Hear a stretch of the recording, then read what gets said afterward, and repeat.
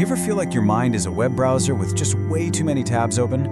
Well, what if I told you the tool to close all those tabs, find some serious clarity, and even unlock your creativity is literally in your pocket right now? Today we are ditching the idea of a dusty old diary. We're going to reframe journaling for what it is in the 21st century, a powerful, on-the-go tool for your mental toolkit. Let's dive in. First, we'll get into the science of why this actually works. Then, we'll help you find a journaling style that clicks for you. After that, we'll talk about the huge advantages of using your phone, learn a serious pro-level technique to organize your life, and finally, we'll wrap it all up with how to make this habit stick. All right, let's jump right into our first section, the science of journaling.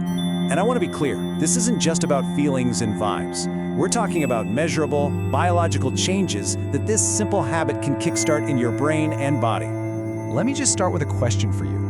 What if just 5 minutes a day, the time it takes for your coffee to brew, could genuinely transform your well-being? I know it sounds like a huge exaggeration, but honestly, the data is pretty shocking. Okay, check this out. Let's talk about the immediate physical impact. Studies show that expressive writing, which is really just a fancy term for journaling about your thoughts and feelings, can slash your body's stress hormones, like cortisol, by almost 23%. That's not just a feeling, that's a real physical effect on your stress levels. And it doesn't even stop there. The mental health benefits, they're even bigger. We're looking at a potential 20 to 45% drop in the symptoms of depression and anxiety. This shows that journaling isn't just some casual hobby, right? This is a serious tool for your mental fitness. So how in the world does this work? Well, by writing things down, you're pretty much offloading all that mental weight from your brain onto the page or onto the screen. It frees up your mental RAM. Plus, you're helping your brain build what psychologists call a coherent narrative. You're taking all that mental junk, the worries, the weird thoughts, and you're organizing it into a story. And that process alone, it brings this incredible sense of relief and helps you figure out what you're actually feeling. Okay, so now that we know why it's so powerful, let's get into the how. Welcome to Section 2, Finding Your Style. Because journaling is not a one-size-fits-all kind of deal. The whole key is finding a method that fits your goals. So here are 3 of the most popular styles out there. If you're feeling stuck or just totally overwhelmed, morning pages are an amazing way to do a brain dump and clear out the fog. If you really want to shift your mindset towards being more positive, a gratitude journal is unbelievably effective. And if you're all about productivity and getting things done, the bullet journal method is going to be your best friend. Julia Cameron, the woman who created the morning pages method, she put it perfectly. The goal isn't to write some beautiful, perfect prose. The goal is to just write anything. It's all about getting that noise out of your head and onto the page so you can make room for new ideas. All right, let's get to the real game changer here, the core of this whole thing, putting your journal right in your pocket. This is what makes the habit actually sustainable, because let's be honest, the tool is always with you. Now look, I get it. There's real science showing that writing by hand is great for your brain. It fires up more circuits, helps you remember things better. But let's be practical for a second. A digital journal is always on you, it's backed up so you'll never lose it, and it's searchable. You can find what you were stressed about last Tuesday in like 2 seconds. The best journal is the one you actually use. And for most of us, that's going to be the one on our phone. And here's the best part. You do not need some fancy, expensive app to get started. Just begin. Open the Notes app that's already on your phone. Create a new note. That's it. You've started.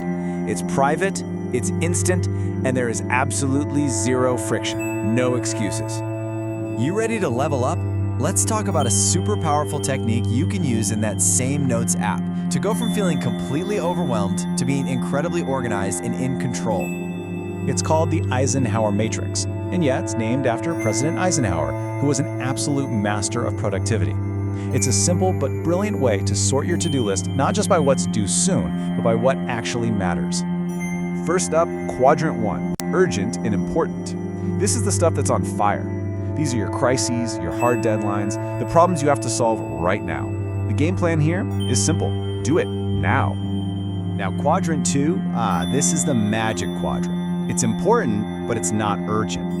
This is where real progress happens. We're talking planning, exercising, learning new things. These are the things that prevent future fires. And the key here, you have to schedule them. Make time for them before they become urgent. Quadrant 3 is the trap. It's urgent, but it's not important. These are all the interruptions, the pointless meetings, the things that scream for your attention but don't actually move you closer to your goals. The strategy, if you can, delegate them. Just get them off your plate. And finally, quadrant 4, not urgent and not important. This is the junk drawer of your life. The mindless scrolling, the time-wasting activities. The goal here is simple, but you gotta be ruthless. Eliminate it. So, how do you actually do this in your phone? It's a super simple 3-step process. 1. Brain dump every single thing you think you need to do. 2. Quickly sort each item into one of the 4 quadrants. And 3. Act. Tackle quadrant I, schedule 2, delegate 3, and drop 4. This little exercise can bring incredible focus to your day. Okay, so we've got the science, we've got the different styles, and we have a power user technique. But how do we turn all of this into a habit that actually lasts? Let's get into our final section, making it stick. Listen, the secret to consistency isn't about having superhuman willpower. It's about strategy. So first, try something called habit stacking. Link your journaling to something you already do every day, like that first cup of coffee. Second, keep it short. Seriously, just aim for 5 minutes. That removes all the pressure. Third, if you're stuck staring at a blank screen, use a prompt. Ask yourself, what's one challenge I overcame today? And finally, every once in a while, go back and read your old entries. Because that's where the real long-term power is. Your journal, especially a digital one you can search, becomes a database of you. By reviewing it, you can spot patterns, identify your emotional triggers, actually see how much you've grown, and make way smarter decisions about your future based on real data from your own life. So, think of it this way. Your past self has left you a detailed roadmap, a map of your thoughts, your challenges, and your victories. The only question left is, are you ready to read it?